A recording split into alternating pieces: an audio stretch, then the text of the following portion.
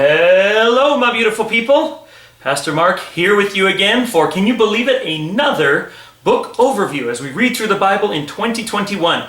Today I am thrilled, and can you believe it, we are entering the book of Hebrews.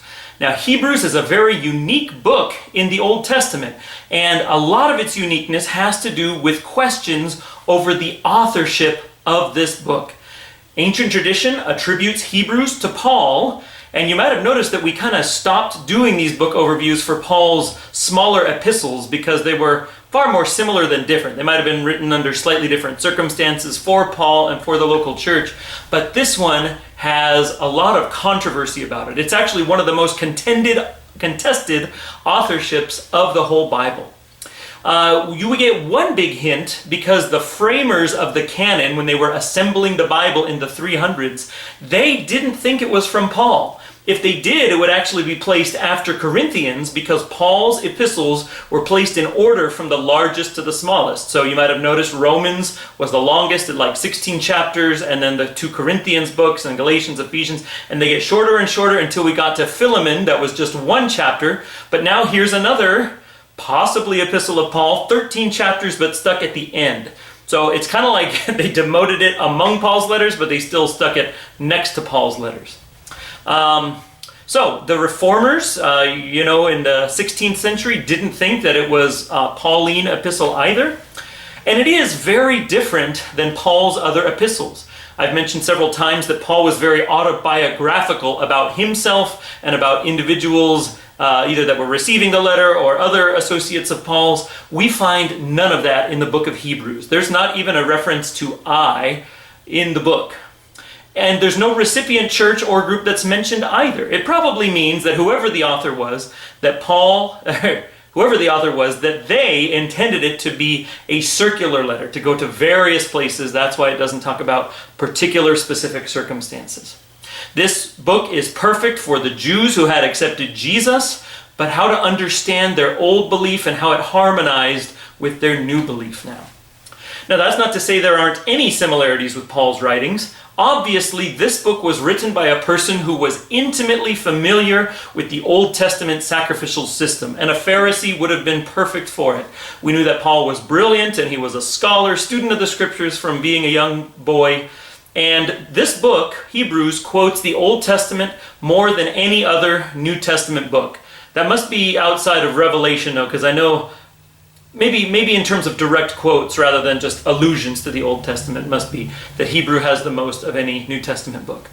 Obviously, the author has authority in this apostolic age of the church.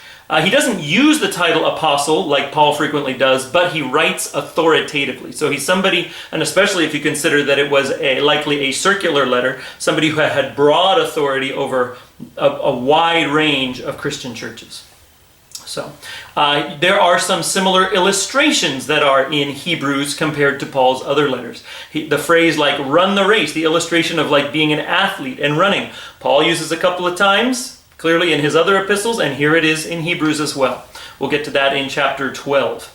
We also have the phrase, how much more? Paul uses that phrase 5 times in Romans. If this is true, how much more is this true? And we find that phrase 3 times in Hebrews. Slightly shorter book, but about the same percentage of use as Romans for that one.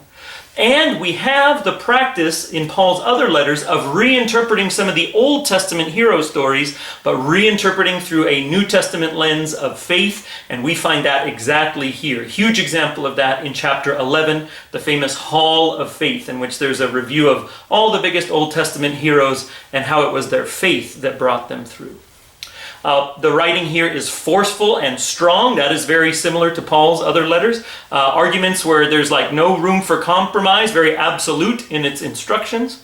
And this is interesting, this book has the hardest, or you could say the highest level of Greek in the whole New Testament. It has the most complex sentence structure. In fact, as you read it in English, you might find that in fact, especially in more literal translations, you'll find that like a whole paragraph can be a single sentence.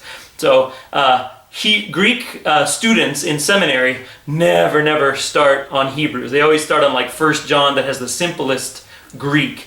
But it's like the PhD level ones go into Hebrews. So this person was highly educated, as we know Paul was.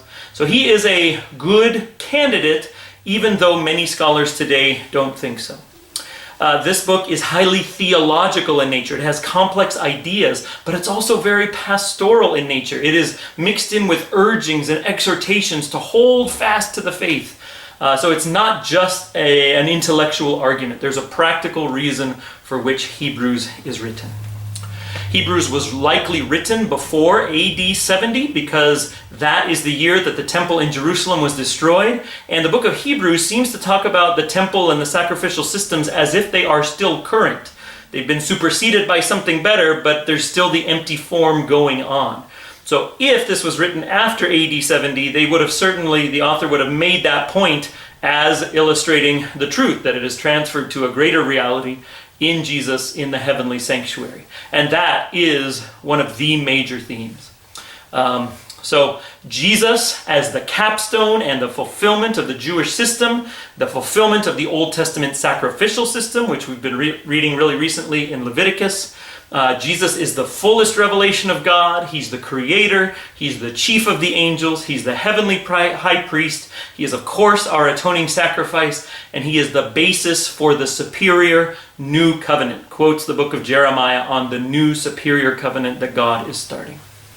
As I've already alluded to, Hebrews has the most developed theology of the heavenly sanctuary. And it is a lovely, succinct description. Back in late Exodus, we had more than 10 chapters on how the sanctuary was to be designed. Well, thankfully, Hebrews boils that all down to give a very succinct explanation of it. And it's wonderful for those of us who are trying to teach young people about the sanctuary, because instead of having to wade through chapters and chapters and chapters in Exodus, there's a very succinct description that we'll see as we get there today. This is interesting. Hebrews could rightly be called the book of better things because it mentions the word better or superior to the Old Testament systems 15 times in 13 chapters. So more than once a chapter we're going to see how the new things Jesus have brought supersede or improve upon what was already there. Not in conflict to what was already there, but bypassing them, superseding them. A very interesting feature in the book of Hebrews is that it mentions Melchizedek. Melchizedek is kind of an enigmatic, mysterious character from the book of Genesis that Abraham interacts with. He is called a priest of the Most High God, but where did he get his calling from? Where did he get his priesthood from? And Jesus is identified as a priest after the order of Melchizedek. A mysterious origin. Jesus' identity, his incarnation, his multi-office roles are always going to be a mystery. But it's interesting that it's likened to that mysterious, enigmatic character of Genesis, Melchizedek. Going back to some of the speculations on the authorship, who could be the author of Hebrews? Another interesting possibility that was first cited in like the year 220 in the 3rd century was there's a citation of the book to the Hebrews written by Barnabas. Barnabas, of course, being Paul's missionary traveling partner, he was a Levite himself, it says in the book of Acts. And I like the idea, the possibility that a wonderful man of God like Barnabas would have a book preserved in the scripture. I smile at the idea of the possibility of it. The other major possibility is Apollos. Apollos is mentioned about a dozen times in the New Testament. He obviously loomed large outside of the circle of apostles. This was the opinion of Martin Luther, the major reformer, and it is still the favored opinion by scholars today. That surprises me. Apollos was an Alexandrian Jew who Luke does note in Acts 18 that Apollos was knowledgeable in the scriptures. And we know that the author of Hebrews was obviously very knowledgeable in the Old Testament scriptures. He would have been, if he was the author, a contemporary of Paul's. They knew about each other. They crossed paths in Corinth. And in fact, in the Corinthian church, there was a little bit of competition at one point between followers primarily of Paul versus Apollos. And Paul squashes that. We are all followers of Jesus. It's not about camps and preferences among Jesus' servants. Now, we have some insight to this in our own Spirit of Prophecy writings in Seventh-day Adventism. Ellen White does plainly state that Paul was the author of Hebrews.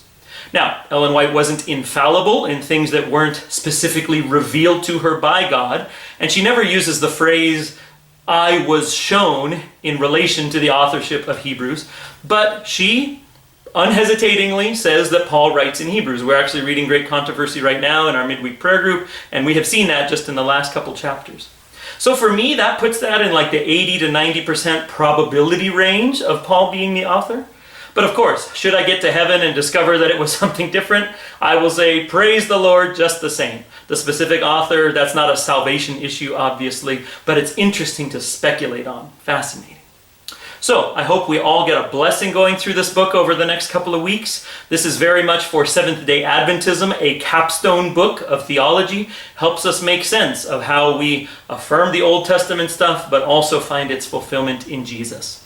So I hope this is a wonderful exercise for you as well. May God bless us as we go chapter by chapter, day after day, through this wonderful book of Hebrews. Really going to give us something good to chew on. Hope it challenges us, stretches us, and grows us in the faith. Blessings to you and your families. So glad that we're on this journey together. Hope you have a wonderful remainder of the week, and we hope to see you on Sabbath. If not in person, perhaps on the screen, but we'd love to see you in person. God bless you all. Bye-bye.